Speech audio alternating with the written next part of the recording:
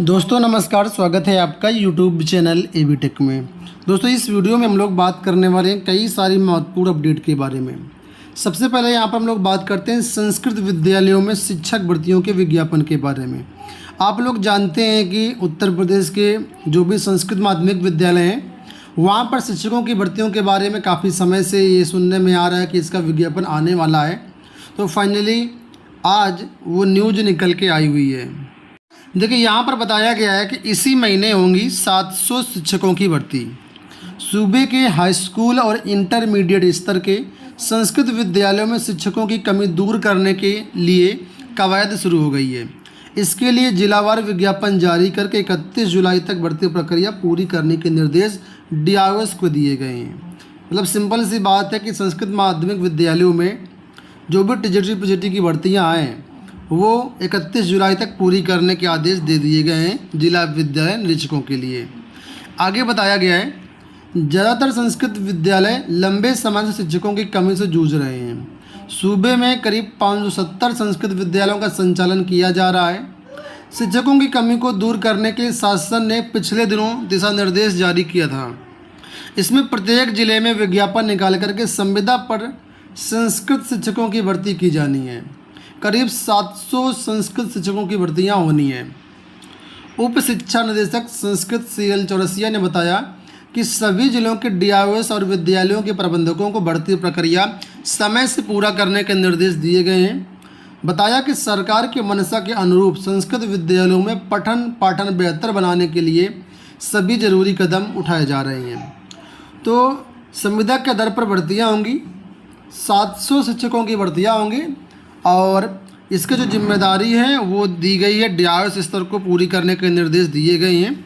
ठीक है, और जो डीआईओएस हैं वो विद्यालय के प्रबंधक और प्रधानाचार्य की मदद से भर्तियों को पूरा करवाएंगे। तो अलग अलग जिलों से इसके लिए विज्ञापन जारी होंगे। अगर आप भी इंटरेस्ट रखते हैं इन भर्तियों में तो आवेदन कर सकते हैं। इसी महीने विज्ञापन आएंगे, भर्ती प्रक्रिया पर इसी महीने पूरी होने की उम्मीद है। थोड़ा सा एक्टिव रहिएगा। बात कर लेते हैं हम लोग यूपी पुलिस में 62,000 पदों पर भर्तियों के बारे में। यहाँ पर आज ये न्यूज आई हुई है, अलग अलग इसमें पद रहेंगे और कुल 62,000 पदों पर सरकार भर्तियाँ करने जा रही है। यहाँ पर देखो यूपी पुलिस में 62,424 पदों पर होनी है और भर्तियाँ।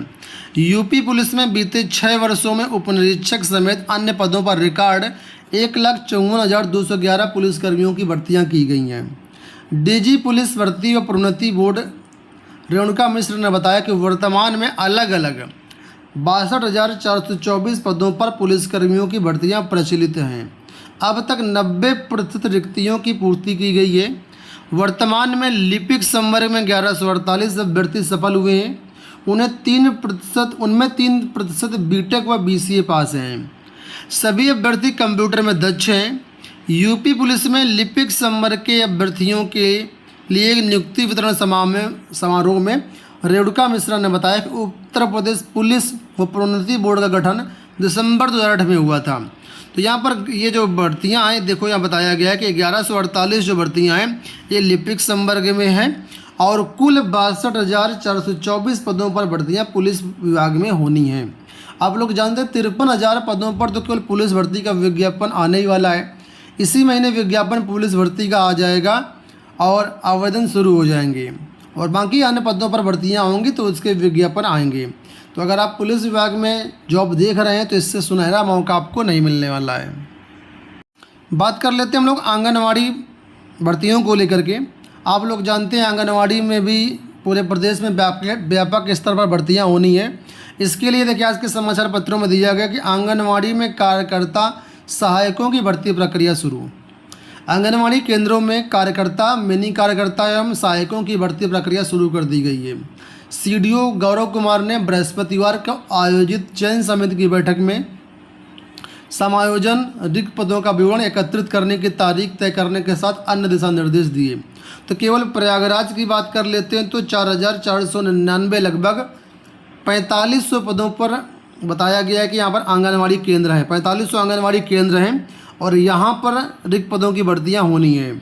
और यहाँ पर बताया गया कि करीब 1,000 पद जो हैं लंबे समय से खाली हैं। ये केवल प्रयागराज ज़िले की अपडेट है और ये जो भर्तियां हैं सभी ज़िलों से आएंगी। तो आप किसी भी ज़िले में रहते हो, हर ज़िले से भर्तियां आनी हैं और करीब यहाँ पर जो है 52-53 हज़ार पदों पर भर्तियां होनी है आंगनबाड़ी सहायिकाओं की। अच्छा मौका यहाँ पर भी आपके पास। इसमें देखिए बताया गया कि शासन के निर्देश पर अब इन पदों पर भर्ती प्रक्रिया शुरू कर दी गई है। इसी क्रम में हुई बैठक में सीडीओ ने समायोजन के लिए 15 जुलाई तक आवेदन मांगे जाने का निर्देश दिया। उन्होंने 19 जुलाई तक समायोजन की प्रक्रिया पूरी करने के लिए कहा। इसके बाद ईडब्ल्यूएस समेत अन्य आरक्षण के पदों को शामिल करते हुए रिक्त पदों का विवरण 17 जुलाई तक तैयार करने के दिशा निर्देश दिए हैं। 20 जुलाई को समिति की बैठक होगी। बैठक में इस बाबत पूरी रिपोर्ट प्रस्तुत की जाएगी। तो प्रयागराज में जो है भर्ती प्रक्रिया शुरू कर दी गई। विज्ञापन भी आपको जल्द ही देखने को मिलेंगे और आपको बता दें ये विज्ञापन भी अलग अलग ज़िलों के माध्यम से जारी होंगी। तो आप जिस भी ज़िले में रहते हो वहाँ का जो भी समाचार पत्र है उस पर नज़र बनाए रखें और बाकी हमारे चैनल के माध्यम से आपको सूचनाएं मिल जाएंगी। तो चैनल को सब्सक्राइब कर लेना। इसके अलावा जो भी नोटिस PDF वगैरह होती है, शासनादेश होते हैं, वो हमारे टेलीग्राम पर आपको मिल जाते हैं। कई ऐसे न्यूज होती है जिसकी मैं वीडियो नहीं बनाता हूँ और वो सीधे शासनादेश टेलीग्राम पर नोटिस मिल जाती हैं। तो टेलीग्राम को ज़रूर ज्वाइन कर लेना, लिंक वीडियो के डिस्क्रिप्शन बॉक्स में है।